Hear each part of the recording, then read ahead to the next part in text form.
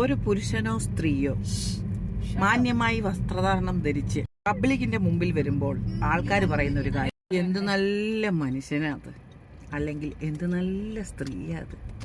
പക്ഷെ നമ്മളൊരു മനുഷ്യനെ കുറിച്ച് അറിയണമെങ്കിൽ 1-2 ദിവസം വെളിയിൽ കാണുന്നത് കൊണ്ടല്ല, അവരുടെ കൂടെ 1 മാസം എങ്കിലും നമ്മൾ ജീവിച്ചാൽ മാത്രമേ ഒരു മനുഷ്യൻ നല്ലതാണോ ചീത്തയാണോ എന്ന് നമുക്ക് അറിയാൻ പറ്റും. So I request you all, by seeing a person from outside, don't decide whether they are good or not. ഇന്നത്തെ കാലത്ത് 1 മാസമല്ല 10 വർഷം കഴിഞ്ഞിട്ടും ഡൈവോഴ്സ് ആവുന്നവരുണ്ട്, 20 വർഷം കഴിഞ്ഞിട്ടും ഡൈവോഴ്സ് ആവുന്നവരുണ്ട്, അല്ലേ?